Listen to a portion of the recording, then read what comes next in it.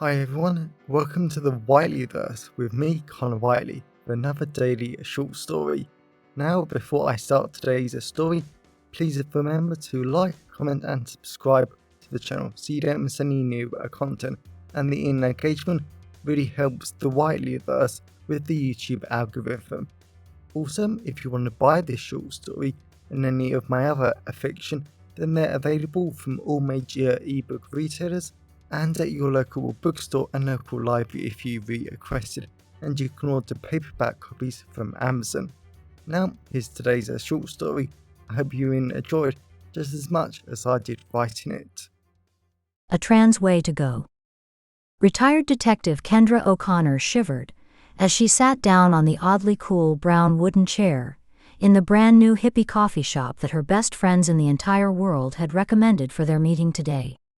She wasn't exactly a massive fan of the place, and everything was just odd about it. Kendra normally didn't mind beautifully modern cafes with massive floor-to-ceiling windows that allowed her to people-watch. Even now she could see three young families wrapped up in thick black coats preparing to cross the wide London street outside. There were black cabs driving up and down, white mason houses lining the road with Halloween decorations outside, and even a very ambitious red double-decker bus was preparing to drive down the road. Kendra had no idea if the bus was going to be able to drive down the road, even with it being so wide, but it was great to see that London was as busy as always. She didn't have a single problem with those windows and people watching. She loved watching other people. Kendra shivered a little more as she pressed her back into the chair, and the icy coldness of the wood shot into her aging back. Maybe this cafe was meant for young people that didn't feel the cold. Kendra smiled at that little idea. She wasn't that old. Regardless of whatever her wonderful children said, she was only in her late 60s, and she was going to keep being a part of the London Cold Case Task Force. She loved helping to solve London's toughest, most extreme and impossible cold cases. The sound of young men and women talking and laughing made Kendra smile as she saw them across the cafe. There were tons of little brown wooden tables with posh menus and a golden light bulb shining over each one. Kendra couldn't help but smile at the sheer elegance of the cafe. It was still odd for a coffee shop, but the sheer black walls, brown countertops on the far side of the cafe, and gentle jazz music playing in the background really did make Kendra feel great. Something she didn't doubt she was going to need, as she met with her best friends retired Detective Jeff Long and retired Officer Patricia Nelson for one of their most extreme cases yet. Olivia Holmes had disappeared 5 years ago, after going out with a group of 5 friends in Soho. She had been partying the night away, laughing, and she had been helping 2 of her friends and 2 strangers find cabs so they could get home safely. Kendra really liked Olivia because all her friends had said she had stayed behind after all of them had gone home because she wanted to help a young man get home. The young man had been cleared after a thorough police investigation, so Kendra was just amazed Olivia was such a kind person. The next day she had been found mutilated and murdered in a horrific way. Kendra had no idea from the photos and police report that Olivia was a trans woman. Not that it actually mattered, but it was clearly important to the killer. So many female characteristics had been pulled, chopped and sewed into mocking places on Olivia's body. Kendra had cried when she first read the case file last night. Even now Kendra shivered again and again. "You okay, hun?" a woman asked. Kendra smiled and she got up and hugged her best friend Patricia Nelson. Kendra loved Patricia like a sister, and she was looking as beautiful as always. Kendra never could understand how a 70-something-year-old woman could look so young in a long white dress, black shoes and a small jacket like she was going to a club or something. "Afternoon, ladies," Jeff Long said as he sat down next to them.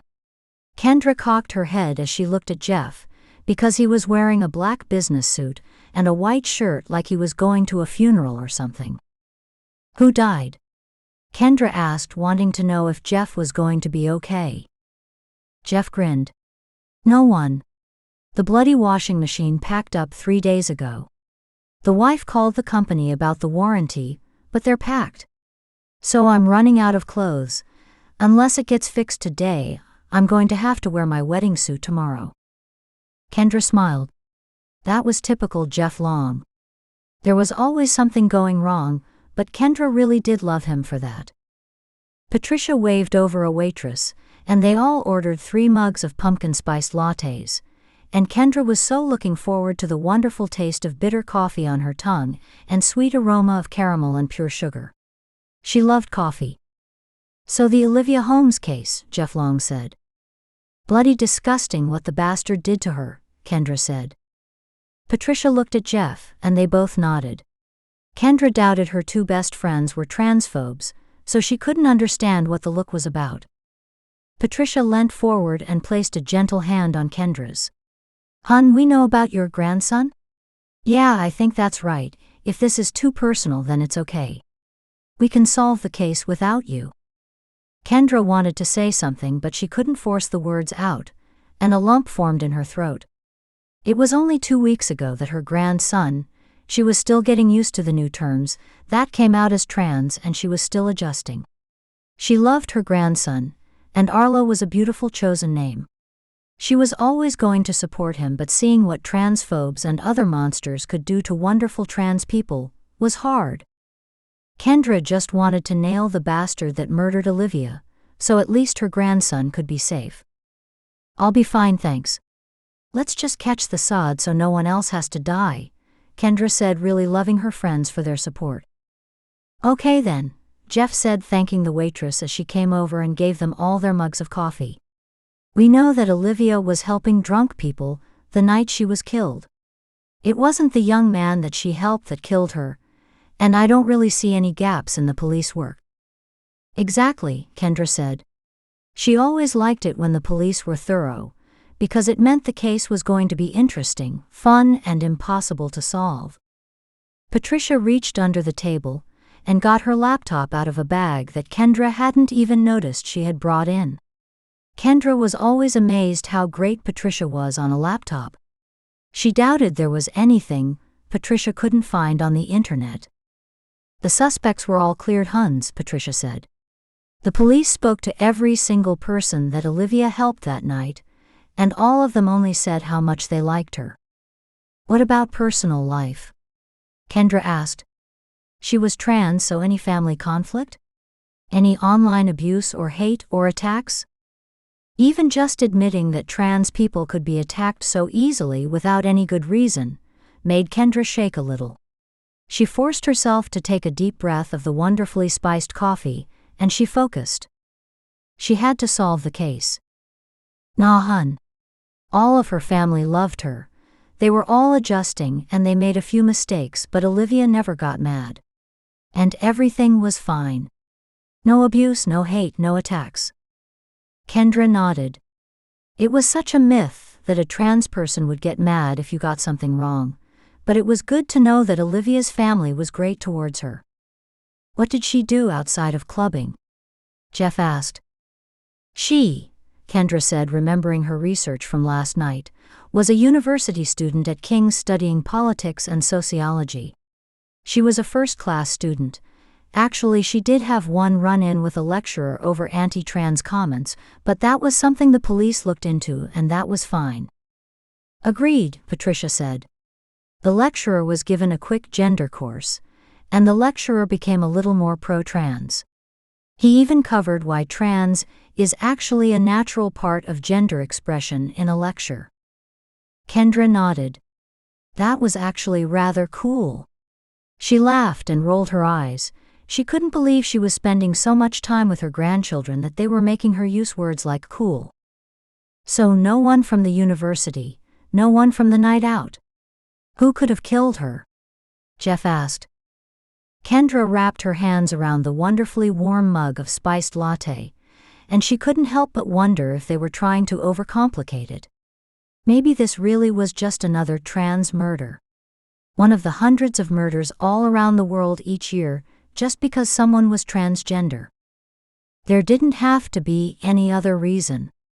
To some disgusting people, simply being trans was reason enough to kill them. Kendra flat out hated that idea, but she was a former cop. She had to go there. What about other trans murders? Kendra asked, looking at Patricia. Look up all trans murders in London in the past 6 years. Why 6? Jeff asked after taking a sip of his coffee. Because our killer might have started a year before and continued, Kendra said, wanting Patricia to hurry up as her fingers danced across the keyboard. Patricia frowned. How many trans murders? That's stupid. Kendra wanted to say something, but she couldn't. There were no words for all the trans murders that happened in London of all places every single year like clockwork. The only word that remotely described what she was feeling was outrage.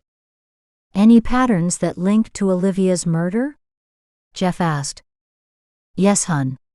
Every single year on the same day as Olivia's murder, there was another trans murder, and it follows a pattern. A trans woman dies, then the next year it's a trans man, then a non-binary person, then the cycle starts again. How the hell does a killer find such specific people? Kendra asked. The trans community is such a minority of the population, something like 0.5%. I just don't understand. I do, Jeff said, taking out his phone and searching something on it.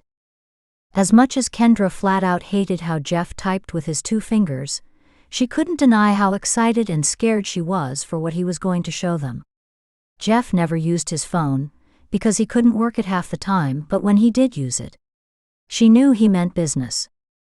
A few moments later, Jeff passed her his phone, and Kendra just shook her head in utter outrage as she read the website listing all the transgender people in London. There was a members area where someone could add photos, addresses, and personal information of trans people once they were identified. Kendra looked at the web address of the website. Target Trans United was the name, and Kendra understood instantly that this was a website dedicated to making trans people easy to target. Jeff used the search function on the website to find Olivia Holmes, and there was a success blog post on her murder. Kendra wanted to be sick. This was outrageous and cruel and beyond twisted. Is this enough to get the active detectives involved, Huns? Kendra wasn't sure. Whenever the cold case task force had solved a crime, they were meant to report it to the active detectives, so the official active duty police officers could arrest and continue the case, including doing all the awful paperwork, but she just wasn't sure this was enough. We might have found the website, but we don't have a name for the killer, Kendra said. Let me, Patricia said, her fingers dancing over the keyboard again, log into the website and hack into the code. Let me find the bastards that are members and see who wrote that blog post. Kendra wrapped her hands so tightly around the lukewarm mug of latte that her knuckles turned bright white. Here, Patricia said, turning round the laptop. I've downloaded all the information off the website, and Olivia Holmes was the target of Hunter Norman, aged 23. Kendra took out her smartphone and accessed the police databases that the task force were still allowed access to for official police work. She typed in the name, and she hated him. Hunter Norman, born in London and still lives here ever since. He never finished secondary school and has been arrested 6 times over the past few years for assault with a deadly weapon and even an attempted murder charge, but each time he wasn't convicted. How? Jeff asked. Kendra just smiled. Because somehow he has very good lawyers, and he can always spin stories to make people have sympathy for him. Let's nail him this time, Patricia said. I'll look up historical mobile phone data to get his location for the night of the murder. Kendra nodded and looked into the police files of Hunter Norman. The police records were detailed, and there were 2 open police investigations on him for assault of 2 Muslims in a London car park, and then Kendra found his social media presence. She laughed as she read all his bullshit about free speech, and how the world was trying to silence him for hating on black people, trans, and Muslims. Kendra flat out hated people who abused the idea of free speech. The whole concept of free speech was to allow people to protest injustices and hold authority figures to account. Free speech wasn't about spreading hate. Kendra forced herself to keep scrolling up until the night of the murder, and then she found a simple photo on his social media account. It was an empty London street with a short caption, "Another one bites the man." Kendra just looked at Patricia and showed her the photo. The caption was clearly a bad attempt at being transphobic, but the photo might be enough. She could already see Patricia looking for the image online, and Kendra supposed she was probably checking the geodata or whatever the cool kids called it these days. "We have him," Patricia said. That photo was of the road Olivia's body was found on within the time of death window. And his phone pinged off 3 towers in the local area. "We have him," Jeff said, calling the active detectives. Kendra just grinned like a little schoolgirl because Hunter Norman was going to be arrested, and Kendra seriously hoped he was never ever going to see the light of day ever again. A few hours later, after a wonderful lunch of crispy roasted bacon, chicken, and pulled pork burgers in the sweetest barbecue sauce Kendra had ever had the pleasure of eating, Kendra just looked at her 2 best friends in the entire world. They were all sipping their 4th mug of spiced latte, and Kendra was just loving her life. Jeff got up to answer another phone call from the active detectives, and hopefully this was the phone call that would confirm Hunter Norman had been charged and booked for murder. Kendra was so excited to see what Jeff would say when he got back, but until then Kendra just sat in silence enjoying the cafe and time with her best friend. The cafe might not have been too odd after all, and Kendra couldn't deny it was growing on her. She loved the sheer blackness of the walls, and all the young men and women and even some middle-aged people too seemed so happy, joyous and excited to be in this hip little cafe. And Kendra couldn't blame them. This was exactly what the neighborhood needed. It might have been odd because it was new and exciting, and the wooden tables were a little cold first thing in the afternoon, but Kendra still loved it. Because this cafe made the neighborhood more interesting with its different look and feel, and it was just relaxing. Kendra supposed maybe the same was true for trans people and her grandson. She couldn't have cared less that her granddaughter had now come out as a man, because it was who he really was. And sure, there would always be the haters, but the haters always missed a critical piece of the puzzle of life. This wasn't some new liberal idea that was only 10 years old, but humans had always had trans people and different genders across time and in history. And Kendra still loved how trans people just helped to make the world a little more varied, interesting and exciting. Because that was exactly what her grandson did. He was amazing, and Kendra was always going to love him no matter what. "That's it," Jeff said with a massive grin on his face. 5 minutes ago, Hunter Norman confessed to 7 murders, including Olivia Holmes's murder. And there will be no deal for him, and the Met Police is officially opening an investigation into the website. A lot more transphobes will be charged in the next few days because of our work. Kendra just grinned like a little schoolgirl. This was the most amazing news she ever could have hoped for. Her grandson was going to be even safer now, and this was why she was a cop. She loved solving crimes, helping people and making sure the guilty went to prison. Jeff laughed. "What's so funny, hon?" "The washing machine's fixed," Jeff said, smiling as he sat back down. Kendra waved over the waitress. "And I think solving a murder, stopping a transphobic website and fixing a washing machine is worthy of a lot of cake. I love the way you think, hon." And as Kendra watched the waitress walk away to get their order, she just couldn't believe how lucky she was to have her friends and her family, and have an amazing job in retirement where she could still do everything she loved. It was an amazing feeling to have, and she was certainly going to keep doing this until the day she died. Welcome back everyone, it's me again, Connor Whiteley. So I really hope that you enjoyed today's story, because I flat out love writing, creating stories and sharing them with you. If you really enjoyed today's story, then please remember to like, comment and subscribe to the channel so you don't miss any new content, and the internet engagement really helps the Whiteleyverse with the YouTube algorithms. And if you want to buy this short story or any of my other fiction, then they're available from all major ebook retailers and you can get them from your local library if you requested, and you can order the paperback copies from Amazon, your local bookstore or local library if you request it. Lastly, if you want to support the channel on a one-off basis, then you can now buy me a coffee at buymeacoffee.com/Connor Whiteley. Also, if you know anyone who would enjoy today's story, then please share it with them. I'm always really grateful when you wonderful people help spread the word about the channel. So, thanks for watching the Whiteley Verse, and I'll see you again soon. Have a great day, everyone.